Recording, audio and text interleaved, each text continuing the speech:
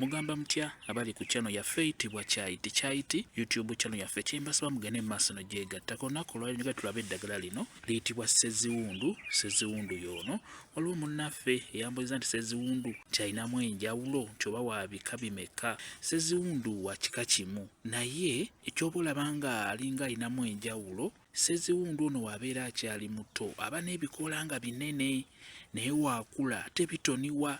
Negadde embere nga nkulaga kyoba olaba nga alinga alinamu enjawulo kati osobola okulaba wano ng'alinga ow'enjawulo ate ku kwono mukitegeera wano akyali muto. Bw'aba muto ebikoola biba bigazi naye ate wagenda akula obukoola bugenda butoniwa, gyakoma okukula n'obukoola bufuuka butono kati nga bw'olaba awo. Kyekyenjawulo kyoba olaba nti gwe yambuuzizza yakubuzaabuzizza y'omu ayitibwa sseziwundu. Kati ono mukulu amulisizza ataddeko n'obusigo. Kika kiri kimu, sseziwundu ekika kiri kimu. Weetegereze nnyo akati ako nga bw'okalaba ayitibwa sseziwundu.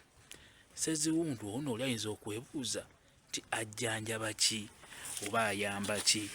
Sseziwundu ono ddagala nnyo naddala ku mabwa agagabeera amapya.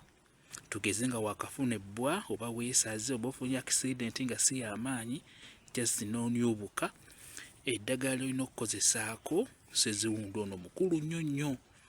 Okola otya? Ofuna sseziwundu ono yonna osobola omukutulayo. Ofuna sseziwundu n'oteeka mu seffuliya, n'ofuna ssere, n'ofuna kamunye, n'ofuna n'ekibwankulata, n'obiteeka mu seffuliya n'oyiwamu amazzi, n'oteekamu n'otunnyu omunnyu omutontono n'otokosa. Webijja beera ng'otoolako ogenda kubeera ng'onywako ate era ojja kunyigisaako ne ku kiwundu wennyini nnyini, onyigisaawo eddagala eryo. Sseziwundu ono nga mwali mulungi nnyo mu kujjanjaba amabwa ago n'ebirala. Nti ekyo kyenjagadde okubeera nga mbalaga naawe wambuuzizza sseziwundu kika kiri kimu nga bw'omulaba. Kyekyo kambe WhatsApp namba yange osobola okumbuuza, nja kwongera okunnyonnyola ku vidiyo eno.